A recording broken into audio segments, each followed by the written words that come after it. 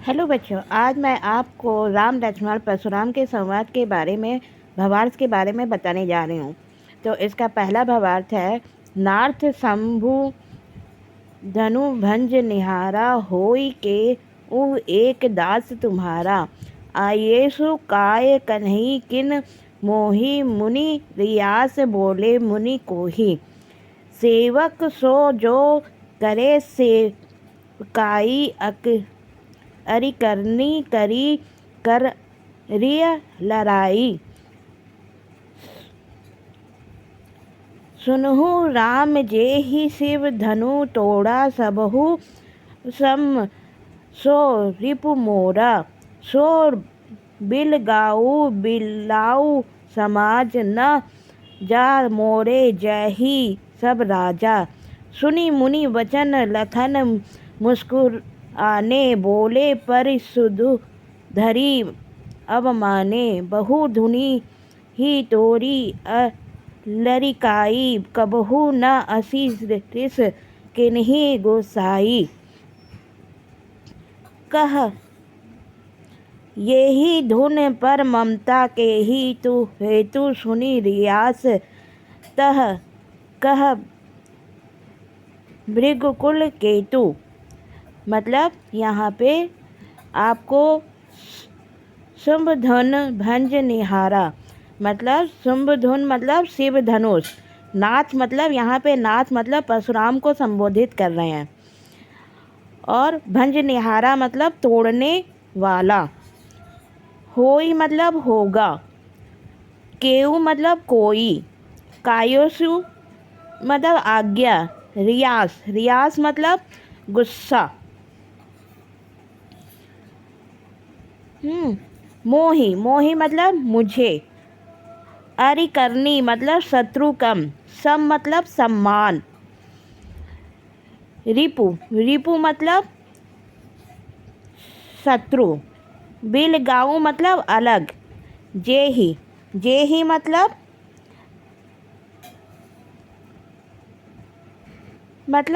जाएंगे। अवमाने मतलब अपमान करना। लरिकाई मतलब बचपन से। रिस मतलब गुस्सा। भृगुकुल केतु मतलब परशुराम। भृगुकुल के वो मतलब वंशज थे परशुराम। तो यहाँ पे ये कहा गया है कि इस पंक्ति में राम और परशुराम जी से कह रहे हैं कि हे नाथ, शिव जी के धनुष तोड़ने पे आप इतने गुस्सा क्यों हैं? हाँ, किसी दास ने ही उस धनुष को तोड़ा होगा। हाँ, ये आपका कोई दास ही होगा जिसने इस धनुष को तोड़ा होगा। हाँ, क्या आप उन्हें आदेश दे। मुझे आदेश दें। तो यह सुनकर परशुराम जी बहुत ही क्रोधित हो जाते हैं और कहते हैं कि सेवक तो वो होता है जो सेवक जैसा काम करे। धनुष तोड़ने वाला तो वो मेरा शत्रु है। हाँ, जिसने भी धनुष ये तोड़ा है मैं उसे युद्ध के लिए ललकारता हूँ। और परशुराम जी राम जी से कहते हैं कि जिसने भी इधर धनुष तोड़ा है वे स्वयंवर छोड़ के अलग खड़ा हो जाए, नहीं तो इस दरबार में उपस्थित राजाओं की जान से हाथ धोना पड़ेगा। हाँ, परशुराम जी के क्रोधित स्वर को सुन के लक्ष्मण जी उनका मजाक उड़ा देते हैं। और लक्ष्मण जी बोलते हैं कि बचपन में तो हमने बहुत सी धनुरिया मतलब धनुही मतलब तोड़ी है। हमने तो बहुत सी धनुष तोड़ी है, लेकिन कोई गुस्सा नहीं हुआ है। तब तो आप क्रोधित नहीं हुए थे। हाँ, और इस धनुष में ऐसा क्या खास बात है जो इतना इसके तोड़ने पे इतना क्रोधित हो रहे हैं? कि युद्ध के लिए भी तैयार हो जा रहे हैं। तो रे निप बालक काल बस बोलत तोहू न सरार। धनुहि सह धुनु विदित सकल संसार। मतलब नृप बालक मतलब राजा के पुत्र। धनुहि मतलब धनुष। त्रिपुरा धनु मतलब शिव धनुष। और विदित मतलब जानना, सकल सारा। तो परशुराम जी कहते हैं कि कि हे राजकुमार, तुम काल के वश में हो, अर्थात तुमने बहुत ही अहंकार समाया हुआ है। हाँ, और इसी कारण तुम्हें यह नहीं पता चल पा रहा है कि तुम क्या बोल रहे हो। क्या तुमने अपने बचपन में तोड़े धनुष को शिव जी के धनुष में कोई अंतर नहीं समझ में आता है? हाँ, उसकी तुलना तुम शिव जी के इस धनुष से कर रहे हो।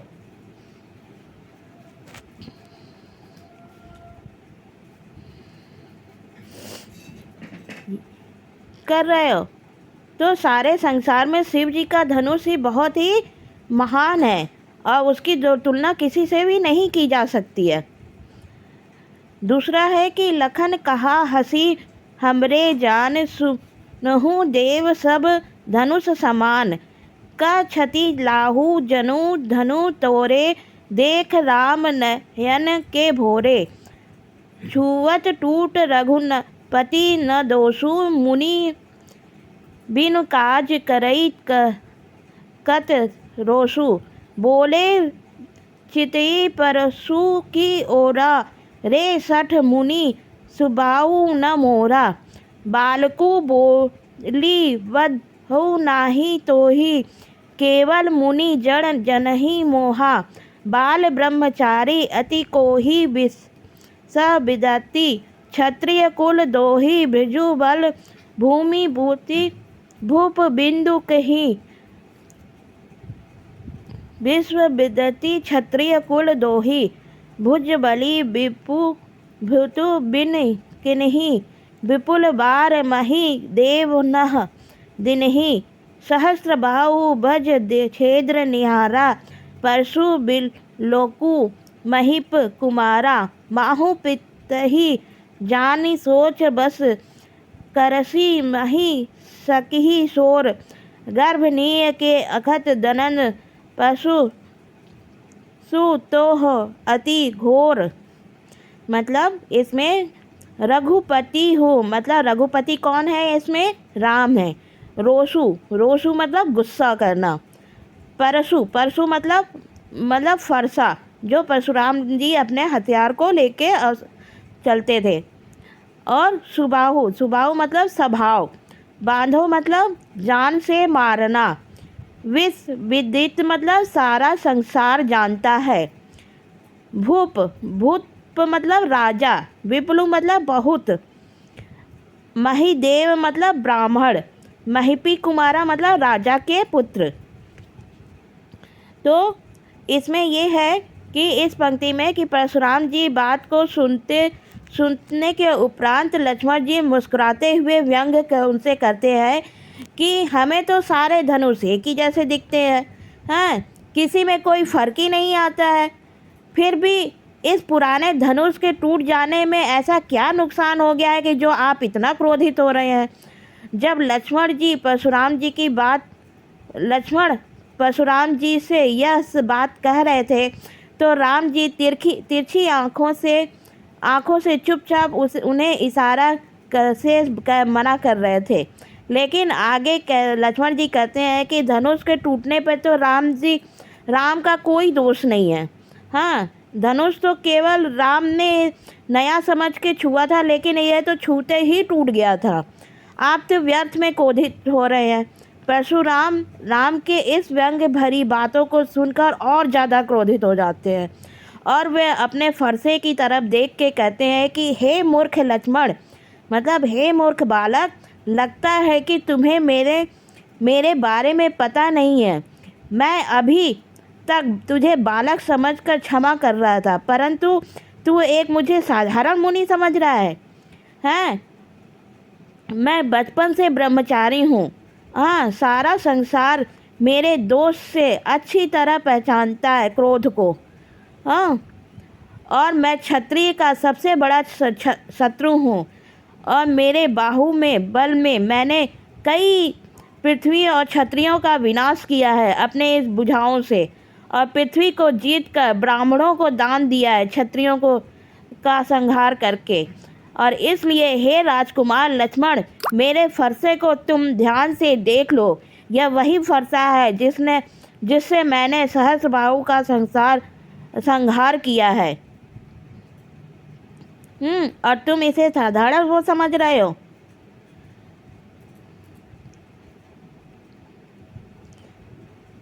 समझ रहे हो।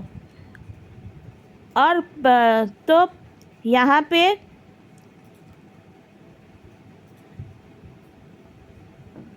बोलते हैं, परशुराम जी आगे बोलते हैं कि मतलब माही पत ही जानू सोच करसी मसी कर सोसी। मतलब कि परशुराम जी लक्ष्मण जी से कहते हैं कि हे राजकुमार, तुम मुझसे भिड़ भिड़ कर अपने माता पिता की चिंता में मत डालो। अपने माता पिता को मतलब अपने माता पिता को दुखी मत करो। कि मुझे कि अर्थात मृत्यु का नेता मत दो। मैंने हाथों में वही फरसा है जिसकी गर्जना सुन के गर्भ में पल रहे बच्चे का भी नाश हो जाता था। तो इस फरसे को मतलब साधारण मत समझो।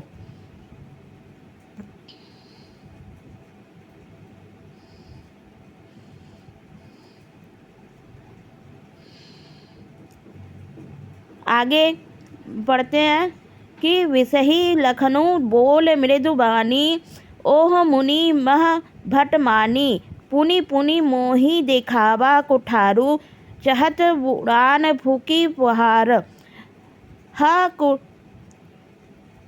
कमठा बतिया कोहू नाही, ते तर्जनी देखी मरी जाही, देख कुठारू सहज बान, मैं कुछ कह सहित अभिमाना, भृंग सूत सुमहि जनहिं बोल लोकी, जो कुछ कहूँ सह रिसत रोकी, सहज मुनि हरिरंजन अरु गाही ही,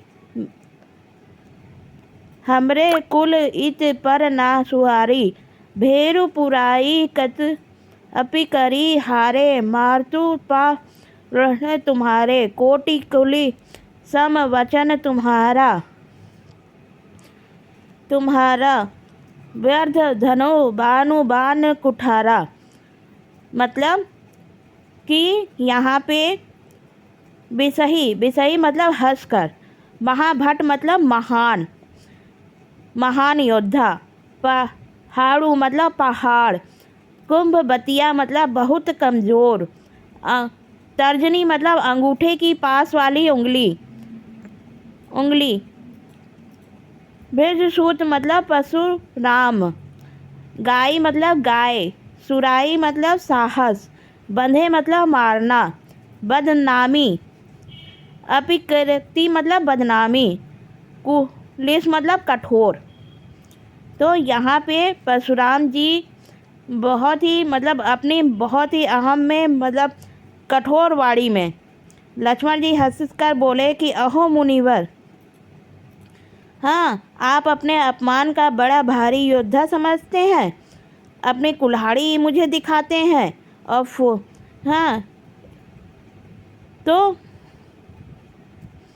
इसे तो मैं फूंक मारने से भी ये उड़ जाएगी।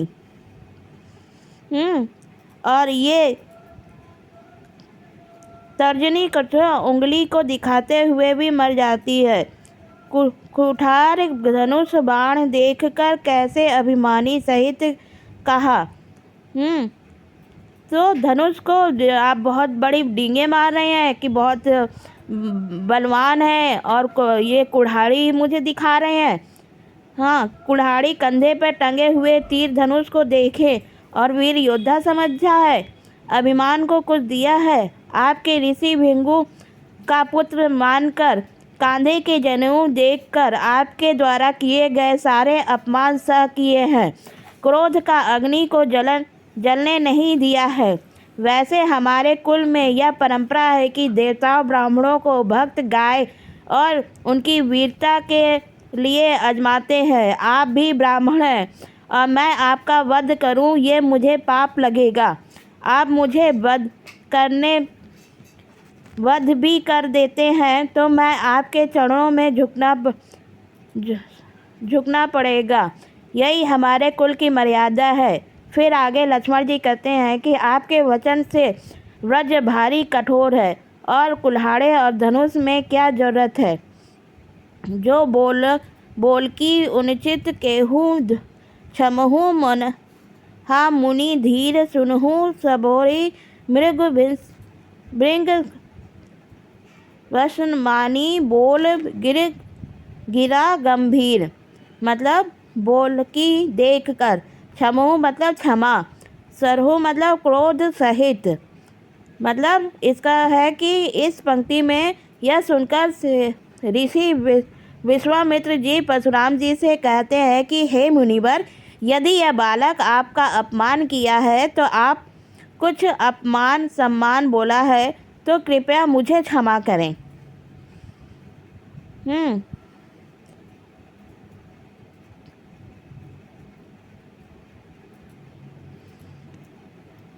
आगे है कि कौशिक सुनुदि मंद यह बालकु कुटिल काल बस निज कुल घासु बासु बंश राक्षसिव कल अंकु निपट निरकुंज अबधु अस्कु काल वलु होई चिर छन माही कलहु पुकारी खोरी मोही नाही तह हटत चौ चपहु उबारा कल के कही प्रताल पुत्र तुम्हारा लख जनहु मुनि सहोज तुम्हारा तो अछत के बैरन पारा और तुम वह के तुम अपवानी किरही के भात बहु रानी नाही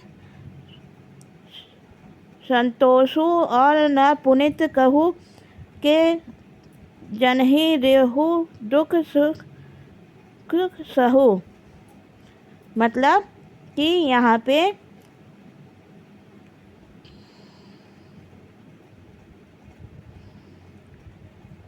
कौशिक मतलब विश्वामित्र, भांगुवंश मतलब सूर्यवंश, निष्कहु मतलब मनमानी करने वाले, अभूत मतलब ना समझ, काल वक्लु मतलब मृत्यु, खोरी मतलब दोष, हटकहु मतलब मना करने पर, रोसु मतलब गुस्सा, सजसु मतलब सुयसु, बन्नी मतलब वर्णन, रिस मतलब गुस्सा, औषध मतलब छोद रहित।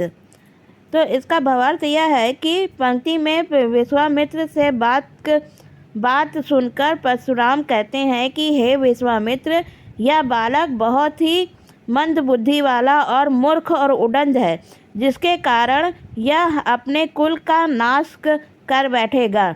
यह चंद्रमा में लगे दाग की तरह है कि अपने कुल के लिए एक कलंक है, अपने काल को घेरा हुआ है। मैं चाहूँ तो क्षण भर में इसका अंत कर सकता हूँ, फिर भी तुम मुझे दोष मत देना। अगर तुम इस बालक को सलामती चाहते हो तो मेरे प्रताप, बल और क्रोध के बारे में इसे बतलाकर इसे समझाओ और शांत करो। तो परशुराम की बात सुनकर लक्ष्मण जी कहते हैं कि हे मुनिवर, आप अपनी वीरता का बखान करते हुए थकते नहीं हैं। आपने कई प्रकार से वीरता के बारे में बतलाया है और अपने बल के बारे में, साहस के बारे में आपसे अच्छा भला कौन बता सकता है।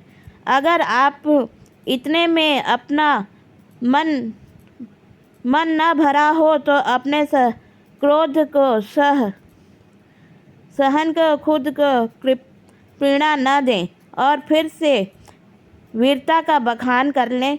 एक वीर पुरुष है जिसके धैर्य और क्षमा के पर्याप्त में मुख में अपशब्द शोभा नहीं देता है। तो यहाँ पे सुन,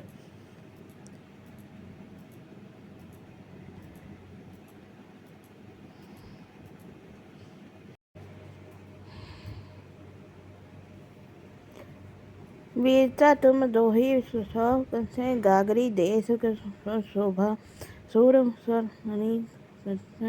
कही ना जनहाऊँ आप विद्यमान रन पाई रसु कायर कथी पुरारू।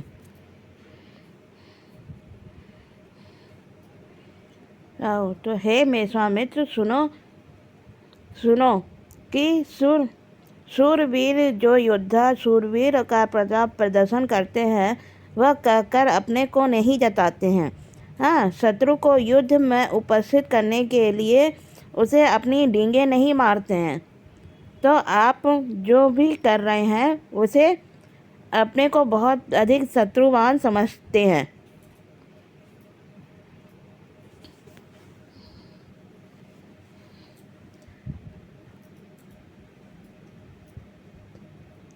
आगे बढ़ते हैं कि तुम तो कालू हाक जनु लावा बोर बार मोही लागी बोलवा सुनत लखन के वचन कठोरा परसु सुधरी देरु कर बोरा जब जन तेहु देसु मोही लागू कटुबादी बालक को ब्रज जोहू बाल बिलोकी बहुत मैं बाचा यह अब यह मन निहारा सा साचा कोसु कहा बसु अपराधु बाल दोष धुनु गन्ही न साधु कर कुठार मैं अकरन को ही आगे अपराध दौड़ दोषी अत तेहु छोड़ी बिनु मारे केवल कोसी सिर तुम्हारे न के ऐठ कठी कुहार कोठरी गुनही अत्यंत औसे श्रम दोही गुण सुनि कहा हृदय हस मुनि हिन हरि अड़ि शुद्ध हमें खाड़ न उखो हमें हुजूय न बुध अबहु।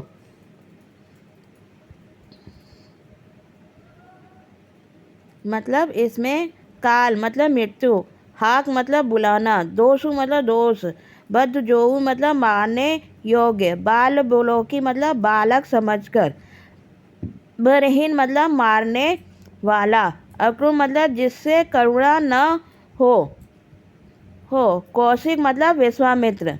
तो इसमें यह है कि बोलते हैं कि पंक्ति में लक्ष्मण जी परशुराम जी से कहते हैं कि हे मुनिवर, ऐसा लगता है कि आप मृत्यु को मेरे लिए हाक लाकर बुला रहे हैं, मतलब बुला रहे हैं मृत्यु को। लक्ष्मण जी के इस व्यंग को सुनकर परशुराम जी बहुत ही अधिक क्रोधित हो जाते हैं और फरसे को अपने हाथ में लेकर उस बालक के वध के लिए संसार के मुझे दोष न देना, क्योंकि इसने खुद अपने कटु वचन से अपनी मौत को बुलाया है। मैं इसे बालक समझकर कई बार क्षमा किया है, परंतु यह मरने से बच नहीं सकता है। तो विश्वामित्र जी परशुराम जी से कहते हैं कि परशुराम जी, आप तो साधु हैं, साधु कभी भी बालक के अपराध पर ज़्यादा ध्यान नहीं देते हैं, उसे क्षमा कर देते हैं, इसलिए लक्ष्मण को क्षमा कर दें। यह सुनकर परशुराम जी विश्वामित्र जी से कहते हैं कि आप जानते हैं मैं इतना कठोर और निर्दयी हूँ, मेरे सामने तो मेरे गुरु का अपमान किए जा रहा है और मेरे हाथों में फरसा होने के बावजूद भी मैंने इसके वध नहीं किया है। अगर यह जीवित खड़ा है तो सिर्फ इसके आपके कारण ही यह बचा हुआ है, नहीं तो मैं फरसे से अभी इसका वध मैं कर चुका होता और अपनी गुड़ी दक्षिणा भी मांग चुका होता। गुरु शोधनी का हृदय हसी नुसी मुनि हरि असर सूद महमें खाड़ न अखू मैं हजऊ न बुझ अबझू। मतलब गुणिशुद्ध मतलब विश्वामित्र, अयमय मतलब लौह से बना हुआ, अखरूमय मतलब गन्ने से बना हुआ।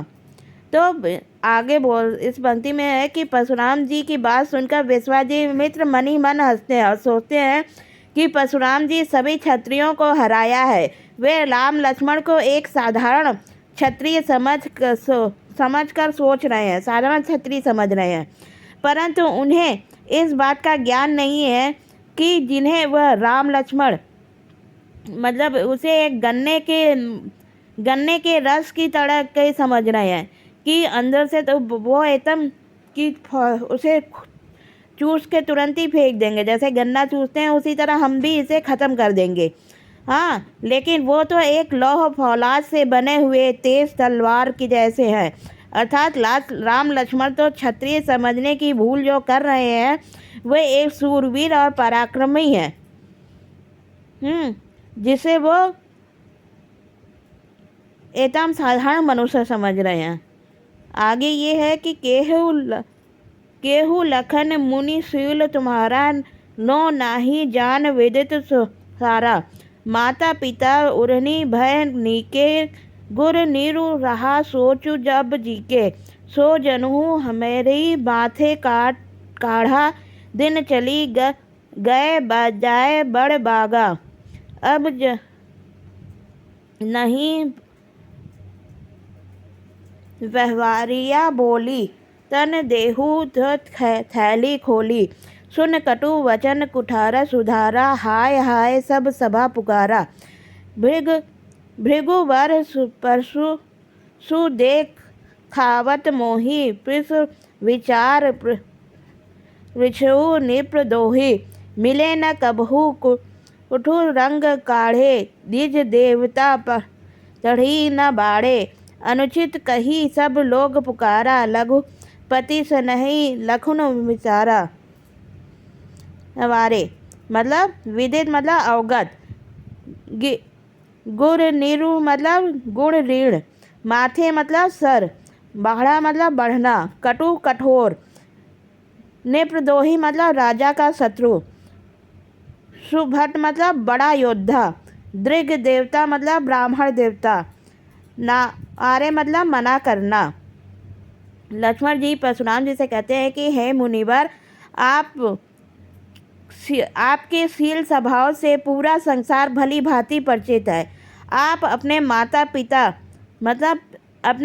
पिता के कर्ज से पूरी तरह मुक्त हो चुके हैं, परंतु अभी भी अपने गुण के ऋण बाकी को बचा हुआ है, इसे जल्द जल्द उतारना चाहते हैं।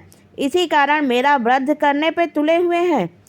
यह ठीक है कि क्योंकि बहुत दिन हो चुके हैं, आप गुण का ऋण का बहुत ब्याज चढ़ चुका है, तो फिर देर की ज़रूरत नहीं है। इसी हिसाब किताब में बुला लीजिए और मैं अपनी थैली खोलकर सारी धनराशि चुका दूंगा।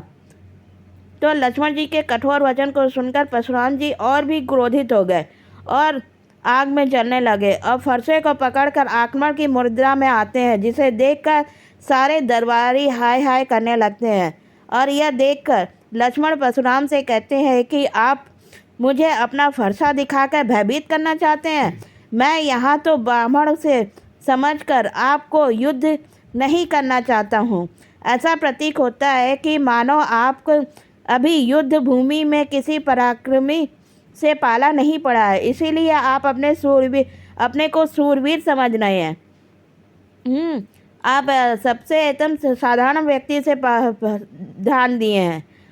दरबार में उपस्थित सारे लोग अचित अनुचित कहकर पुकारने लगते हैं और राम अपनी आँखों से लक्ष्मण को शांत करना चाहते हैं। लखन उतर आहुई सरही भिग भर, कोप कुशानु भर दही जल सम वचन बोल, रघु कुल भाहु मतलब लखन मतलब लक्ष्मण, सरसी मतलब सम्मान, रघुकुल भानु मतलब श्रीमान श्री राम। तो पंक्ति में इस प्रकार कहा गया है कि वचन आग में घी की आहुति के समान है। परशुराम जी को अत्यंत क्रोधित देखकर राम ने अपने शीतल वचनों से उनके क्रोध को शांत कर दिया था